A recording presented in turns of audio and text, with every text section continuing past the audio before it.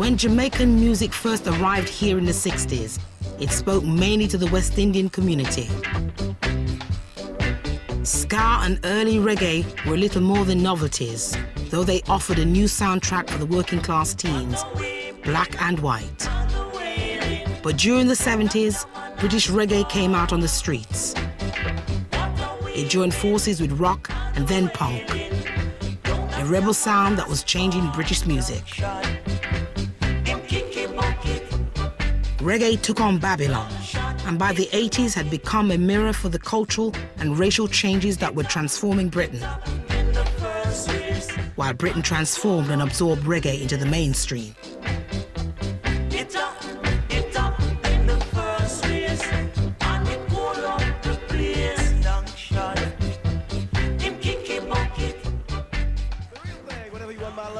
That's riding up the charts. And now from sunny Liverpool to the sunny Caribbean with the first reggae record ever to make #1, Desmond Dekker and the Israelites. Get up in the morning slaving for bread, so that every mouth can be fed.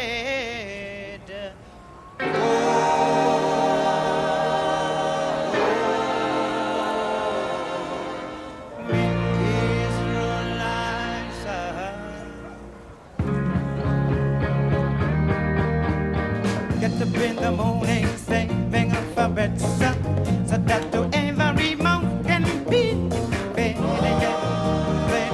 Israelites was the first reggae #1, reaching many who had never even heard the word reggae before.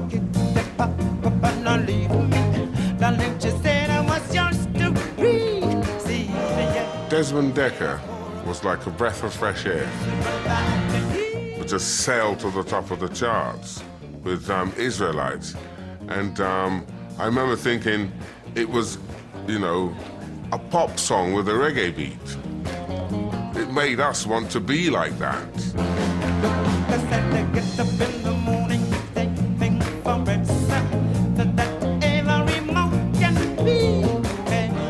It's slightly different to a lot of the other records, wasn't it? It had a bit of attitude to it, didn't it? A bit of a strut, you know. It was a bit kind of, you know, a bit tougher than what you were generally hearing on the radio. He was right at the right time. You know, the way he used to have his mouth and it neck, you accidentally fall, you know. Brilliant lyrics. Great, you know, hardcore reggae at the time.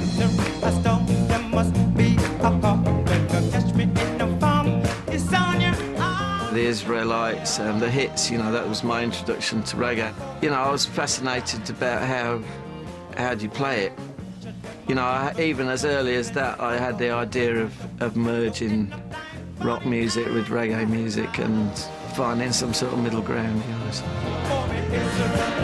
Hits like Israelites may have sounded like novelty music at the time, but they inspired a new generation with a taste for reggae, which they would eventually make their own.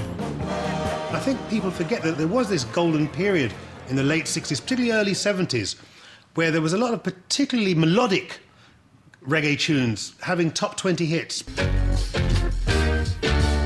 Hit the spot! Black people on the telly period in the 60s and 70s, even if they were a criminal, we'd be all like, I was going to say ringing each other up, but the phone, we didn't even have phones in those days, but we'd be knocking on each other's doors. Black man on the telly, black man on the telly. If they were singing great music, even better.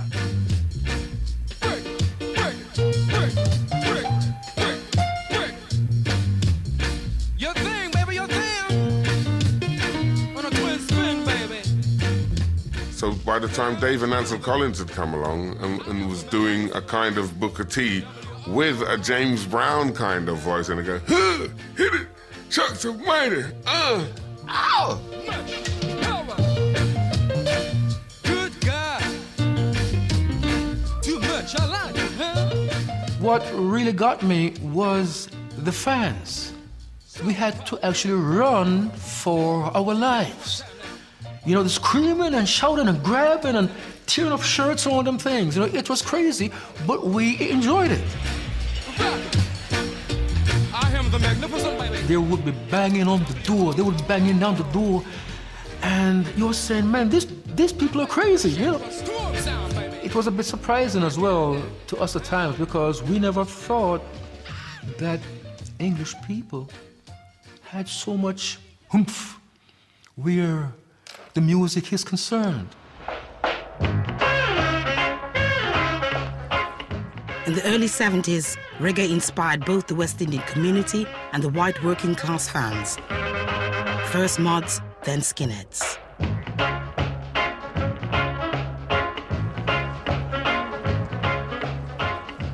I suppose sort of late 60s, early 70s when I was like a little suede head, little mini sort of, post sort of skinhead. I mean, going to sort of like the local dances on a Thursday night and just hearing black music. Desmond Decker, Return of the Django, Liquidator. I mean, they were big records. I mean, you'd always hear them. And that was kind of it, really. That was the start of the love affair. So in some ways, for us, it became our music, so to speak. Because I suppose the lyrics and sentiment was sort of like, well, it was to do with a rebel stance, which we all associated with. This protest music, protest against injustice of people and all them things, right? And they saw me as a rebel and identified themselves as such. So there was some compatibility there.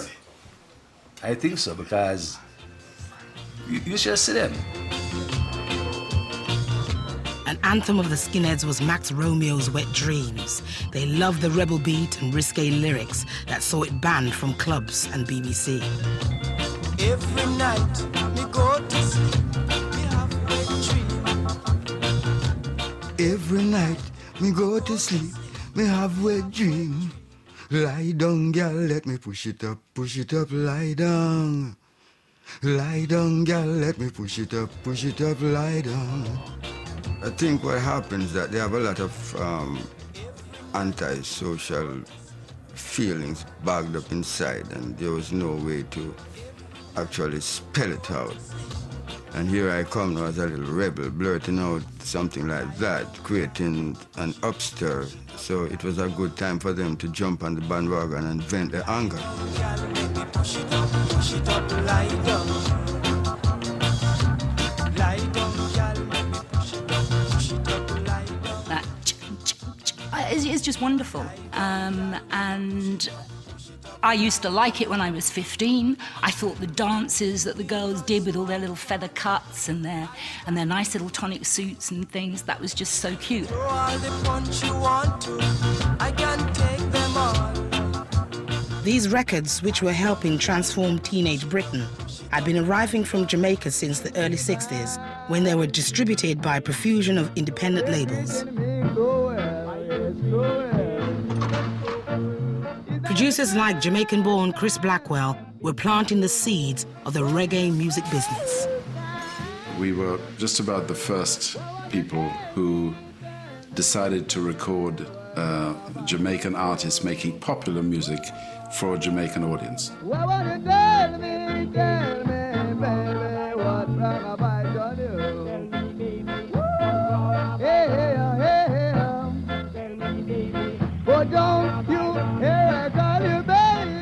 Giant sound systems took these Jamaican hits all over the island. I used to go to dance to listen to ska when I was very small. I couldn't get in the dance. And even like Coxsone sound system used to come play in my area. And I've heard a lot of sound when I was little, but Sir Coxsone sound was a champion sound, man, trust me. Sugar Minott was one of many artists who would later influence the British reggae scene. He learned all about ska music there.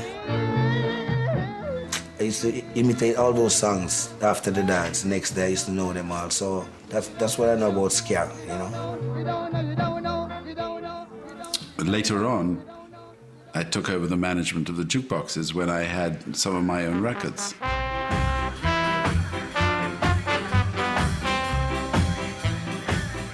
If I took off a record which had been on the jukebox for a bit and replaced it with a new record that the people didn't like, you'd hear immediately.